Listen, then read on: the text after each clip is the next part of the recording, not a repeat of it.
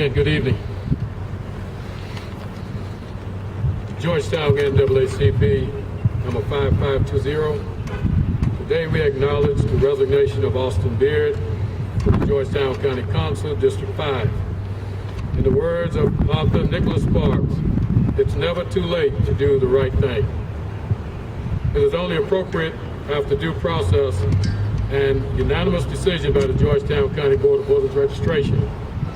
And Austin Beard submitted his resignation, allowing the citizens of the County Council, District 5, to move forward and elect their representative in a transparent election with properly registered candidates.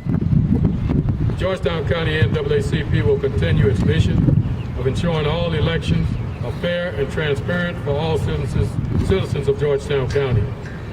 We will also continue to be the eyes and ears of those who are unseen and unheard in our political and government landscape. This is not a racial issue, this is an accountability and do the right thing issue.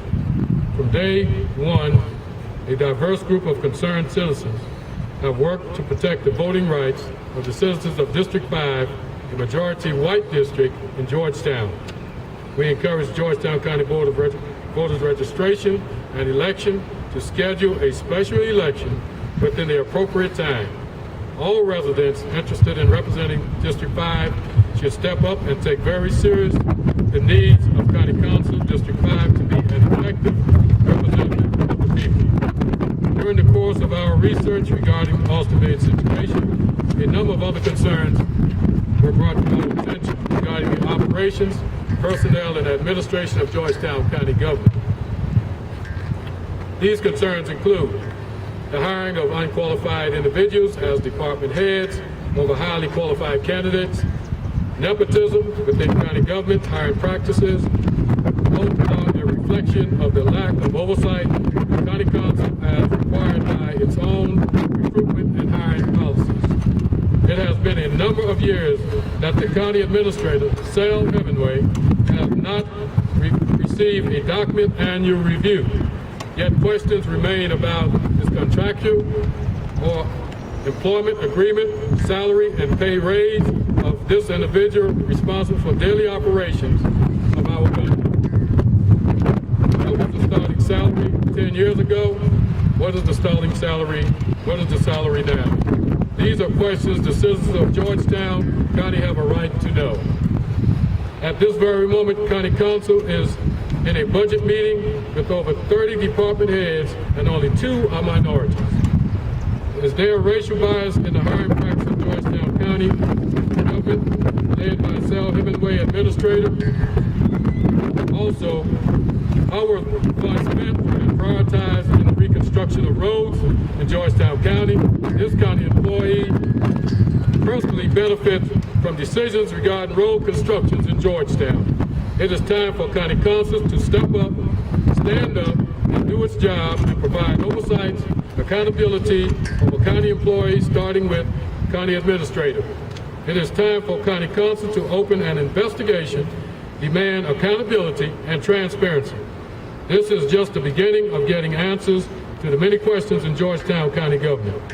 The Georgetown NAACP pledges to hold county council, the county administrator, and the department heads accountable until we get clear, defined answers regarding what is going on and the lack of oversight in Georgetown County government. Last but not least, I'd like to thank the West End Citizens Group, the Citizens for Progress, Andrew branch of the NAACP, Citizens of Georgetown County, Andrews Community, Georgetown NAACP, and the churches of Georgetown and the pastors that assisted us in this situation. We will have a couple of mention names to say a couple of words, and I'll be back with you. Justice has been served in Georgetown County, and I have 2 words: what if?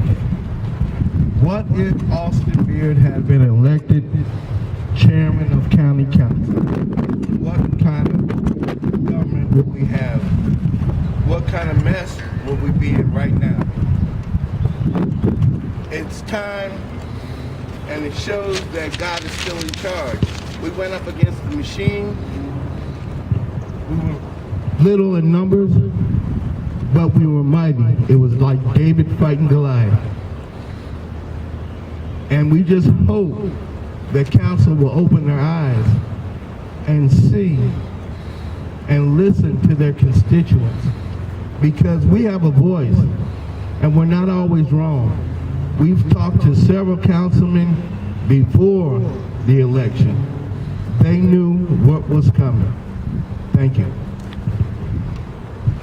Good afternoon. I'm Fred Williams. I'm the president of the West End Citizens Council. This county has many inequities that need to come to the forefront and be resolved. But in dealing with this current county administration, it seems somewhat like a fruitless effort.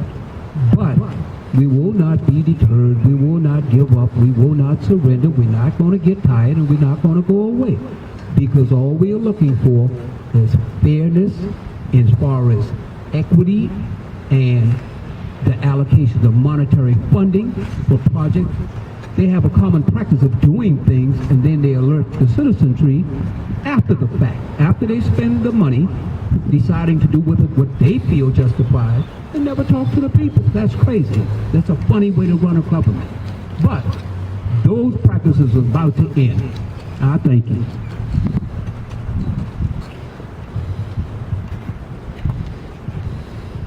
Good afternoon. My name is Steve. I am a member of the NAACP, and I am really just happy that Councilman Beard decided to do the right thing.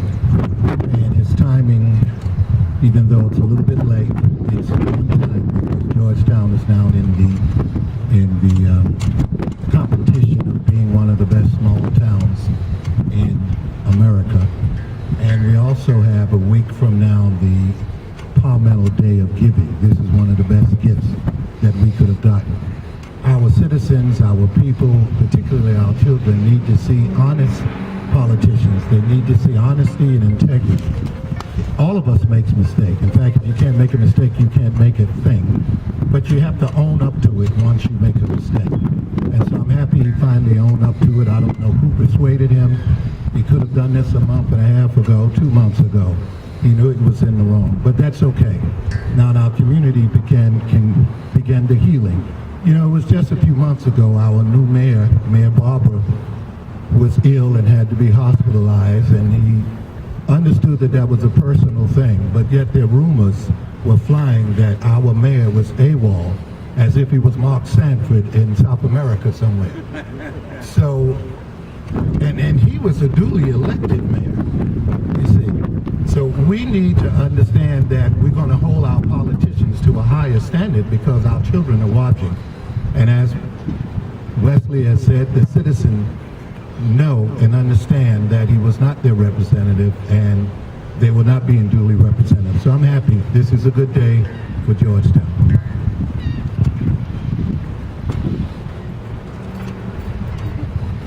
The mayor of Andrews have a meeting tonight. I know he can't be here, but the fight goes on for Andrews, definitely Andrews. I visit a small section of Andrews called Little Italy in 1998 when I retired from the military. I visit that same small town, which is a park there.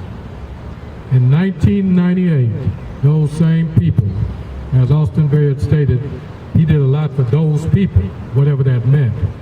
Well, obviously he didn't do anything for those people. That same park is in the same condition. It is atrocious that we have sat, even as the county councilmen have sat there, knowing every county councilman should represent every part of Georgetown, not just their district. Because when their hand goes into the air, they vote for whatever's on the table. Austin Baird should never been voting for Georgetown. And to say this is the end of this segment of Austin Baird, I doubt it.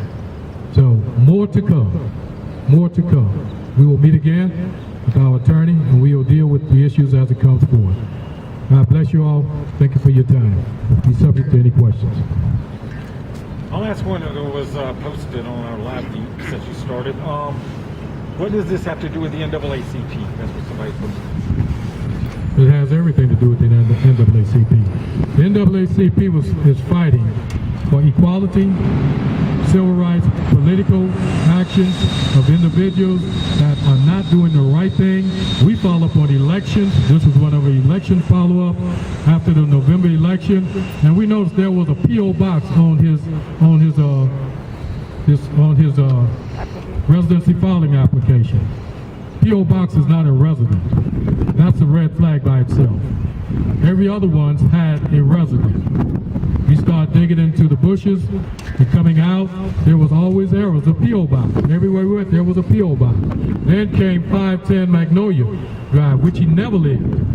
Admitted it in court. He never lived. So that's another violation of the law. Violation of the law. That should have never happened. Election Commission, they need to be held accountable also. Because there must be a more transparent and on-site and on-hand of when folks file for residency in these districts, to run for these districts. Someone needs to go out and validate what they're putting on those sheets, to include their ethics form. It saddens me that we have sat for 10 years under the foot of Austin Beard, an illegal registered voter in Georgetown County. 10 years. Anchored by Sal Hemingway, knowing, based on the court hearing, he knew of the incident. And this is a man that sits over millions of dollars with an integrity problem in Georgetown. Clear lack of integrity. I spent 21 years in the military. I won't last a day with that type standard that Sal Hemingway holds in Georgetown County. And County Council, they need to get on board, because they will be held accountable. We promise you that. Are y'all looking to have any or suggest any changes to the county ordinance about a move and leaving a district? The county ordinance does not have that provision currently. Some other municipalities and counties do. The county ordinance identifies that for someone to run for election in Georgetown County, they must be a resident of the district in which they seek to run for election, and they must remain there until the conclusion of their election. That's what the ordinance says now. I would add to that ordinance that they must validate when those someone's walk through the door and said they are a resident of a section or a district in Georgetown, a precinct. When they walk through that door, that needs to be validated. Because it's shameful that this man sits for 10 years.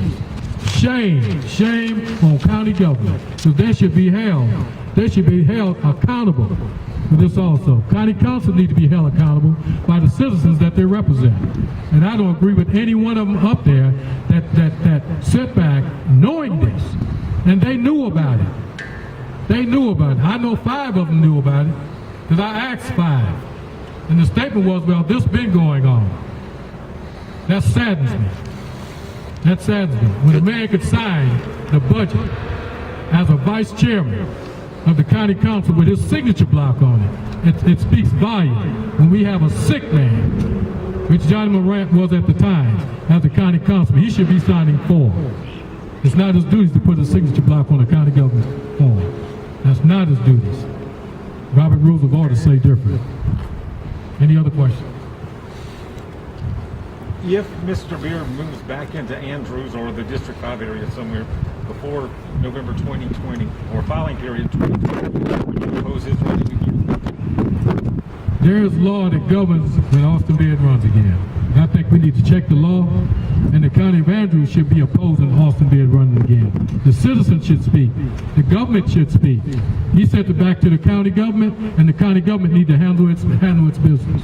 Austin Beard should not be able to run anywhere in Georgetown County. He's a non-registered voter. Voters fraud. That's what it boils down to. And there's something needs to be done about that. But he would be registered if he moves back into District 5. There's other things that Austin Beard needs to be concerned about right now other than running for office. I promise you that. There's fraud in District 5. Austin Beard was illegally elected and ran he shouldn't be allowed to run again. He shouldn't be allowed to collect a pension off of our tax dollars. He should just go away, stay away. Because if he comes back, we'll be back. Number 2.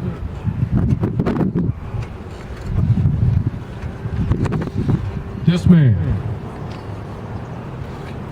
filed to run for office while living in Georgetown County off Black River Road. He filed to run for office. I want you to hear this clearly. We had all kinds of rumors coming out from County Council, to include our chairman, John Thomas, making the de facto statement. That didn't make any sense. Coming up with claims that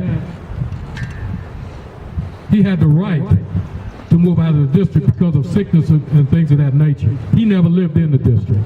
There was no cases on the book that we could find where someone filed to run for office outside of his district and remained there for 10 years. Ain't that something? Ain't that something? I could not do that. I definitely couldn't do that as a black man. Thank you.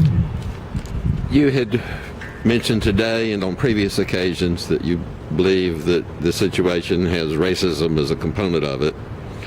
Your press release, I believe, indicated it was not racism. I need a little clarity on that. Well, racism have its place from the top down. We talk about from the White House down.